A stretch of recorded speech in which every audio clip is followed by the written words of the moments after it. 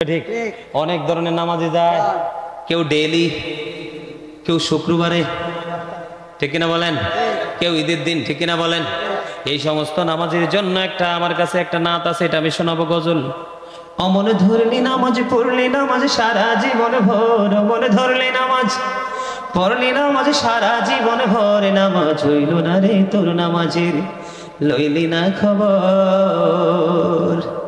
নামাজের নিয়ত করে দাঁড়াইছো নামাজে, মনটা যদি থাকে তোমার দুনিয়ার কাজে, নামাজ হইল না রে তোর নামাজের লইলি না খবর। ঠিক কিনা বলেন? ও মনে ধরলি নামাজ পড়লি নামাজ সারা জীবন ভোর, মনে ধরলি নামাজ পড়লি নামাজ সারা জীবন ভোর, নামাজ হইল না রে তোর নামাজের লইলি না খবর।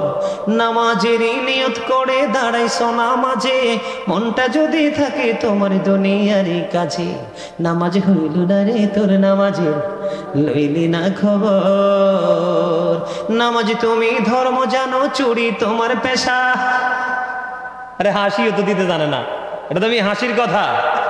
নামাজ তুমি ধর্ম জানো, চুরি তোমার পেশা, এমন নামাজ হইবে কবুল কেমনে করলাই আশা, নামাজ হইল না রে তোর নামাজের লইলি না খবর।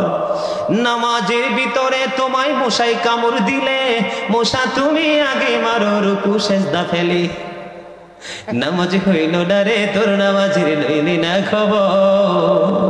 মসজিদে পড়লে আজান সবার আগে যায়, নামাজ শেষে বাইরে এসে সুদের টাকা খায়। ঠিক কিনা বলেন? মসজিদে পড়লে আজান সবার আগে যায়, নামাজ শেষে বাইরে এসে সুদের টাকা খায়, নামাজ হইল না রে তোর নামাজের লইলি না খবর। ঠিক না বেঠে? ইন্না সালাতা তানহা আনিল ফাহশাই ওয়াল মুনকার।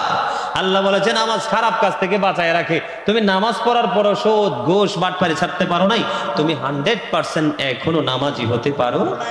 যদি নামাজি হইতা তাহলে তোমার কিন্তু চরিত্রের পরিবর্তন। ঠিক না বেঠে? এই মেয়ে শোনেন, এক রাজার বাড়ির সামনে প্রতিদিন যে এক রিকশাওয়ালা বসে থাকে। কি থাকে? রিকশাওয়ালা। তো একদিন রানীর চোখে পড়ছে, তো রানী কাজের লোক পাঠাইছে। হ্যাঁ, এদিকে তাকান, ইদ্রিস সাহেব প্রতিদিন টাইম মতো এসে বসে থাকে কেন? তো এবার খবর পাঠাইছে, কাজের লোককে পাঠাইছে। পাঠানোর পর ওরা প্রশ্ন করলো যে আপনি প্রতিদিন এখানে বসে থাকেন কেন এসে? কয় আমি তোমাদের রানীকে ভালোবাসি। লোকটা চালায় রিক্সা। কে ভালোবাসে কারে? হয়ো ওনার রিক্সা চালায় দেখে কি সে কি মানুষ না? তার কি অন্তর নাই, মন নাই? ভালোবাসতেই পারে, যখন যাকে ইচ্ছা তাকে ভালো লাগতেই পারে, এটা দোষের কিছু নাই। তবে পাবে কিনা সেটাই কনফিউশন। ঠিক কিনা বলেন? আরো জোরে। এখন আসলে আপনাদের কি আমার ওয়াজের দিকে বেশি মনোযোগ, নাকি আমার পছন্দ হয়েছে না, কোনটা? কত তো কয় না, মনোযোগ দিকে মনোযোগ। দর্শকরা কিছু বলে না, আপনাদের মনোযোগ ঘুম চলে আসছে। রাত্র অনেক হয়েছে তো, প্রায় 2টা ঘুম আসছে না? তাই কার কার ঘুম আসছে হাত তোলেন তো। তার মানে কি কথার দিকে 100% মনোযোগ, বিরিয়ানির দিকে মন চলে গেছে নাকি? আরে ভাই একটু পরে বিরিয়ানি পাবেন, বসাটা কাজে লাগবে। বিরিয়ানি ইবাদতের পরে খাইলে হবে তাবারুক, আর ইবাদত ছাড়া খাইলে এটা তাবারুক হবে না। সামথিং বিরিয়ানি সওয়াব নাই। আমি কি বলতেছিলাম আপনাদের মনে আছে? কত রিক্সাওয়ালার প্রেম। Thank you very much. কার কার? এখন রানীর কাছে খবর পাঠাইছে রানীমা, ওই লোকটা একটা রিক্সাওয়ালা, রিক্সা চালক, সে বলেছে আপনি কি ভালোবাসেন। রানী এবার বলল আমি তার ভালোবাসা গ্রহণ করব, সে আমার কথা মানবে কিনা বলো। সে রাজি হয়ে গেছে, মানবে।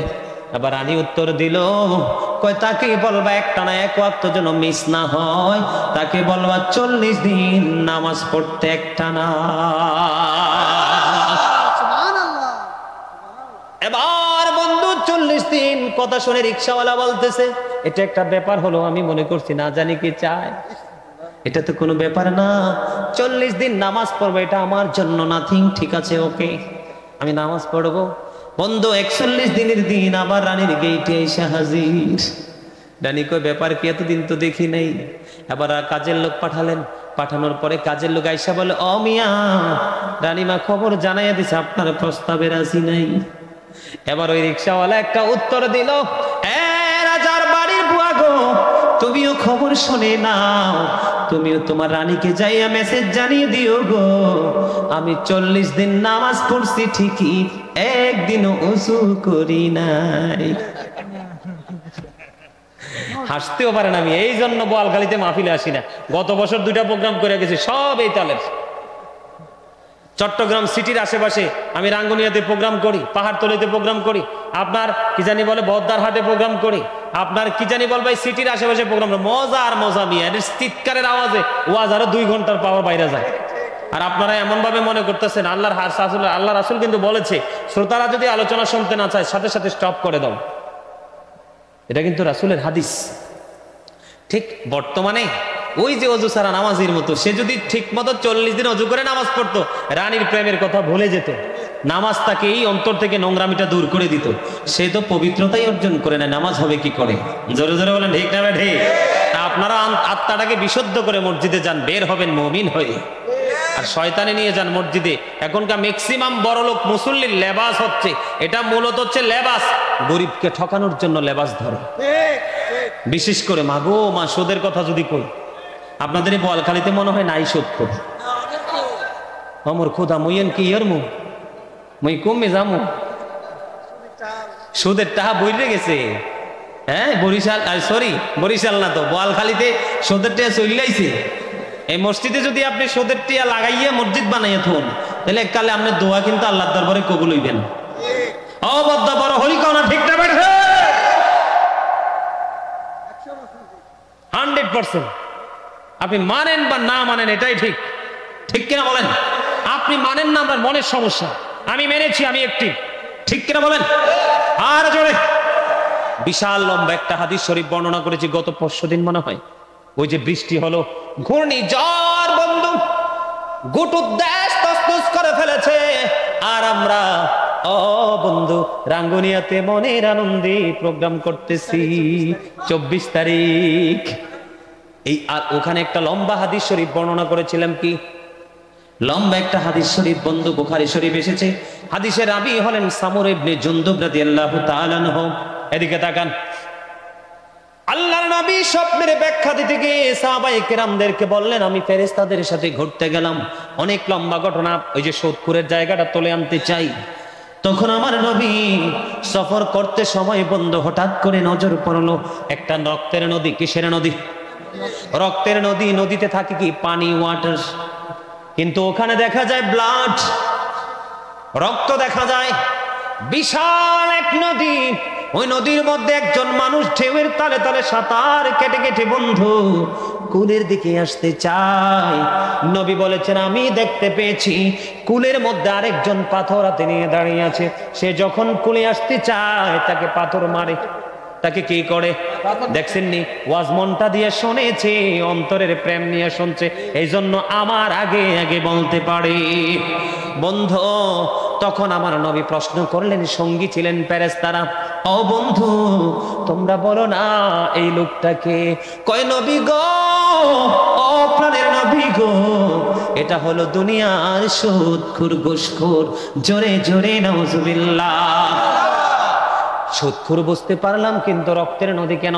আমি আপনাদেরকে বন্ধু এটার বিস্তারিত ব্যাখ্যা আমি করিনি, তবে হাদিস শরীফের মূল অবস্থাটা দেখে, তার হাদিস শরীফের মূল ভাষা দেখে আমি একটা জিনিস আমার বিবেক থেকে বন্ধু কালেক্ট করে নিলাম, যে সে কেন রক্তের নদীতে আবার কোলে আসতে চায়, সে কেন আসতে পারে না। আমি গবেষণা করলাম এই পয়েন্টটা নিয়ে। গবেষণা করতে করতে মালিকের দোয়ায় এটা আমার মাথায় এসেছে বন্ধু। সেটার কারণ হলো, মানুষ যখন খাবার খায় তখন কিন্তু শরীরে রক্ত হয়। খাবার যখন বন্ধ করে দিবেন দেখবেন ব্লাড ফিনিশ হয়ে গেছে, ঠিক না ঠিক? তখন কিন্তু আই এম এ ডেড অথবা ইউ আর ডেড, আমি অথবা আপনারা আমরা সবাই মৃত, ঠিক কিনা বলেন? এখন বন্ধু হালাল খাবার যদি খায়, হালাল টাকা দিয়ে, রক্তটা হালাল। আর হারাম টাকা দিয়ে যদি খাবার খায় রে, তো তখন এই রক্ত কিন্তু হারাম হয়ে গেল। এই জন্য আমার মনে হয় আমার মালিক তাকে রক্তের নদীর মধ্যে হাবুডুবু খাচ্ছে। সুদ খেয়েছো, গরিব দুঃখী অন্যায় করে করে বন্ধু, অনেক গরিব আছে তার থেকে টাকা হাওলাত নিয়েছে, সুদের শোধ দিতে বন্ধু উপার্জনের একটা অটো আছে, এটা শোধ করে নিয়েছে। আবার এমন দেখা যায় একটা ভিটার মালিক সুদ খেতে খেতে খেতে তার ভিটা দখল করে নিয়েছে, ঠিক কিনা বলেন বন্ধু? এমন করে করে বাংলাদেশে সুদখোরের তাণ্ডবের শিকার হয়ে অনেক দরিদ্র মানুষ বন্ধু দরিদ্র সীমা একবারে মিসকিন হয়ে গেছে, ঠিক কিনা বলেন? তুমি তো তার দখল করলা না রে, তুমি তো তার পুরো বডির রক্ত তুমি চুষে নিয়েছো, জীবনের সুখ তুমি কেড়ে নিয়েছো।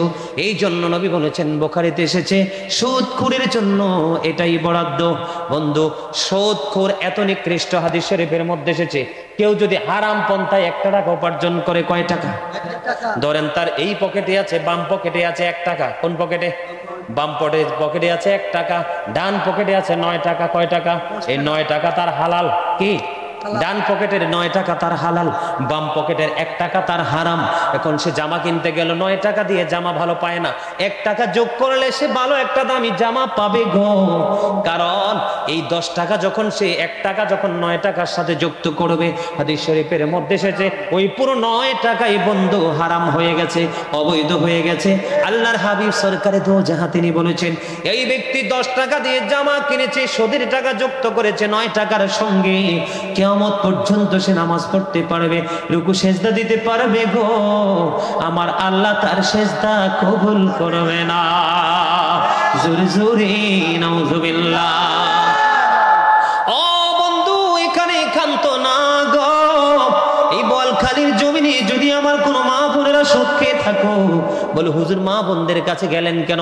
স্বামী বিদেশে আছে, বউ কিন্তু সুদে টাকা লাগায়। আপনাদের গ্রামে বোয়ালখালীতে আছে যে জানি না, আমার গ্রামের আশেপাশে অসংখ্য মহিলা স্বামী বিদেশ থাকে অথবা বন্ধু অন্য ডিস্ট্রিক্টে চাকরি করে, বউর অ্যাকাউন্টে টাকা পাঠায়, ওই টাকা বৃদ্ধি করার জন্য সে সুদের মাধ্যমে বন্ধু সুদের টাকা বাড়াচ্ছে। জোরে জোরে বলেন নাউজুবিল্লাহ। কেমন বাটপারি করে জানেননি?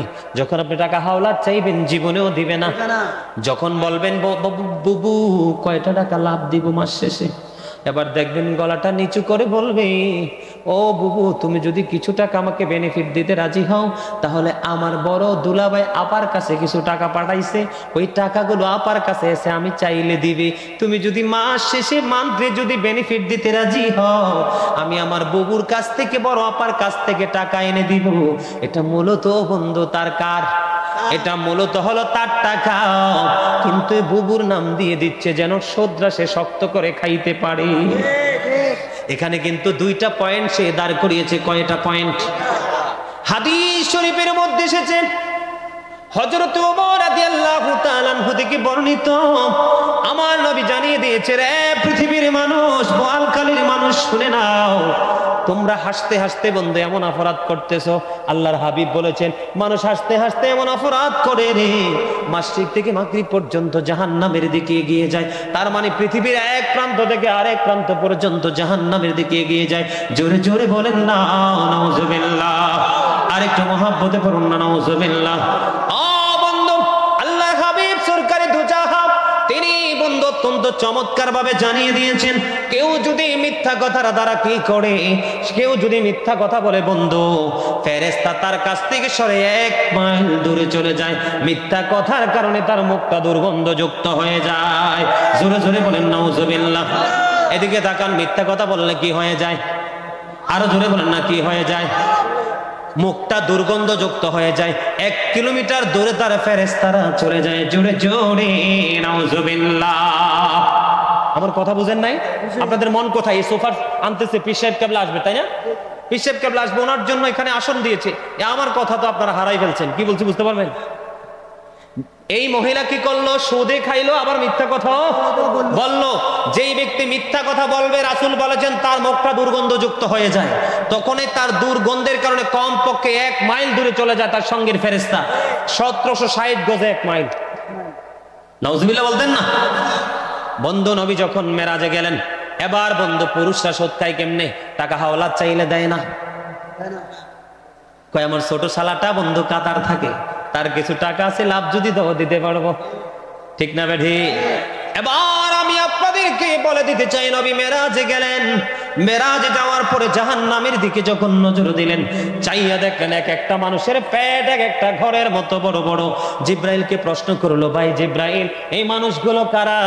জিব্রাইল বলল, গো নবী, এরা হলো দুনিয়ার সুদখোর ঘুষখোর। নবী বলেছে, আমি দেখতে পাই তাদের পেটের মধ্যে সাপ এবং বিচ্ছু। আরো জোরে নাউজুবিল্লাহ, আরো জোরে নাউজুবিল্লাহ। যে ব্যক্তি সুদের মাধ্যমে 1 টাকা উপার্জন করলো, সে যেন তার গর্ভধারিণী মায়ের সাথে 36 বার জিনা করলো। এর চেয়ে নোংরা, এর চেয়ে নাপাক আর কিছু হতে পারে না। জোরে জোরে নাউজুবিল্লাহ। বন্ধু, আমাদের দেশে মদ নেশা আছে না নাই? আল্লাহ কোরআনে বলেছেন, ইন্নামাল খামরু ওয়াল মাইসিরু ওয়াল আনসাবু ওয়াল আজলামু রিজসুম মিন আমালিশ শাইতান। আল্লাহ কোরআনে বলেছেন, মদ, জুয়া, মূর্তি কি মূর্তি বানানো, ভাগ্য রাশি গোনা আছে না নাই? আল্লাহ বলেছেন মদ, খামর মানে মদ, ইন্নামাল খামরু মদ, ওয়াল মাইসিরু জুয়া, ওয়াল আনসাবু মূর্তি, রিজসুম মিন আমালিশ শাইতান। মদ, জুয়া, মূর্তি বানানো, ভাগ্য গণনা করা, এগুলো ঘৃণ্য বস্তু, শয়তানের কাজ। শয়তান বন্ধু মুমিনের প্রকাশ্য বন্ধু না শত্রু। কিন্তু বন্ধু, আল্লাহ বলেছেন মুমিন সম্পর্কে আল্লাহ তথ্য দিয়েছেন, ইন্না কাইদা শাইতানি কানা দাঈফা। শয়তান ডিসিপশন ইজ ভেরি উইক। শয়তানের ধোঁকা মুমিনের জন্য দুর্বল। হাজার চেষ্টা করলেও মুমিনের মুখে মুখ দিতে পারবে না। কে বলেছে? আরো জোরে। মদ ভালো জিনিস। আপনাদের মধ্যে মদ আছে না নাই? হযরত ইমাম আবু হানিফা রাহমাতুল্লাহি আলাইহি, হানাফি মাযহাবের ইমাম, তিনি বলেছেন, তোমরা যদি কাউকে মদ পান করতে দেখো, কি করতে? তোমরা যদি কাউকে মদ পান করতে দেখো, তাকে তোমরা 80টা দৌড়া মারো। বলে, হুজুর কেন গো? হুজুর, দৌড়া মারবো কেন? তার কারণ হলো, দৌড়া মারার কারণ হলো বন্ধু, কারণ মদ খাওয়ার পরে তার বিবেকটা লেস হয়ে যায়, সেন্সলেস হয়ে যায়, স্মৃতিশক্তি হারিয়ে ফেলে। যখন স্মৃতিশক্তি হারিয়ে ফেলে, তখনই সে ব্যভিচারে লিপ্ত হয়। একটা বিবেকবান মানুষ কখনো জিনা করতে পারে না। যখন মদ খেয়ে মাতাল হয়ে যায়, নেশা করে বন্ধু, তখনই জিনার কাজে লিপ্ত হয়। জোরে জোরে বলেন নাউজুবিল্লাহ। বন্ধু, হাদিস শরীফের মধ্যে এসেছে, যারা মদ পান করবেন, কাল হাসরের দিন আল্লাহ রাব্বুল আলামিন, হাদিস শরীফ প্রমাণ করেছে রে, আল্লাহ রাব্বুল, আল্লাহর হাবিব জানিয়ে দিয়েছে, তাদের জন্য একটা খাবারের ব্যবস্থা রেখেছে, যেই খাবারের নাম হলো তিনাতুল খাবাল। ইয়া রাসূলুল্লাহ, ইয়া হাবিবাল্লাহ, নবী গো, তিনাতুল খাবালটা কি? তখন নবী বলেছেন, আরেকটা জাহান্নামীর নিংরানু মরক্ত পুজ ঘাম। জোরে জোরে নাউজুবিল্লাহ। আমি আজকে ইদ্রিস ভাইকে বলবো, আপনি আমাকে বাংলাদেশ থেকে ফোনে ফোনে কথা বলে দাওয়াত দিয়ে এখানে এনেছেন। আপনি এবং আপনার সঙ্গে যদি আরো কিছু লোক যুক্ত করতে হয়, আপনারা সামাজিকভাবে অভিযান চালাবেন, যেন কোনো যুবক মদ এবং ইয়াবা খেতে না পারে। ঠিক কিনা বলেন? বন্ধু, আমার দিকে আপনারা তাকান, হাত জোর করে বলছি, আমাকে শত্রু মনে করবেন না। এতদিন ভুল করে খেয়েছেন, আজকের পরে তওবা করে সঠিক পথে চলে আসেন। আল্লাহর প্রিয় বান্দাদের অন্তর্ভুক্ত আল্লাহ করে নিবি। কারণ শয়তান বলছে, আমি তোমার বান্দাকে কন্টিনিউ ধোঁকা দিতে থাকবো। আল্লাহ শয়তানকে জানিয়ে রেখেছে, তুইও শুনে রাখ, আমি ওই পর্যন্ত ক্ষমা করতে থাকবো যতক্ষণ পর্যন্ত আমার বান্দা আমার কাছে ক্ষমা চাইতে থাকবে। তাহলে আমাদের পাপ করছি, শয়তানের ধোঁকায় পড়ে ক্ষমা পাবো আল্লাহর রহমতে। ঠিক কিনা বলেন? বন্ধু, হযরতে আলী রাদিয়াল্লাহু তাআলা আনহু মওত সম্পর্কে কি বলেছেন? হযরতে আলী রাদিয়াল্লাহু তাআলা আনহু কে জানেন? রাসূল বলেছেন, আনা মাদিনাতুল ইলমি ওয়ালিউন বাবুহা। রাসূল বলেছেন, I am a city of education, the gate of that city is Ali. বন্ধু, হযরতে আলী রাদিয়াল্লাহু তাআলা আনহু তিনি বলেছেন, কোন সমুদ্রের উপর যদি এক ফোঁটা মদ পড়ে, কি পড়ে? কোন সমুদ্রের মধ্যে যদি একটা ফোঁটা মদ পড়ে, সমুদ্রের পানিটা শুকিয়ে গেল, শুকানোর পরে সবুজ ঘাস জন্ম হতে শুরু করলো। কি? সবুজ ঘাস জন্ম হতে লাগলো। আমি আলী বলে দিলাম, আমার পশুকে কোনোদিন ওই দরিয়ার ঘাস আমি খাওয়াবো না। জোরে জোরে বন্ধু নাউজুবিল্লাহ। তিনি বলেছেন ওই ওই ওই দরিয়ার উপর যদি বিশাল এক মিনারা তৈরি করা হয়, আমি আলী কোনোদিন ওই মিনারায় দাঁড়িয়ে আজান দেব না, কারণ মদ এক ফোঁটা পরে পুরো জায়গা নাপাক করে দিয়েছে। জোরে জোরে নাউজুবিল্লাহ, আর একটু মহব্বতে পড়ুন না, নাউজুবিল্লাহ। আমার কথায় আপনারা একমত না দ্বিমত? হাত জোরে করে বলছি, রাগ করেন না। আজকে আপনাদের কাছে যেহেতু এসেছি মহাব্বতের জায়গা, এই জায়গাটা কিন্তু আমার অত্যন্ত মহাব্বতের। ওই ইদ্রিস ভাইয়ের কাছ থেকে জেনে নেবেন কিরকম মহাব্বতের। বন্ধুরে আমার, আপনার এখানে জিন্স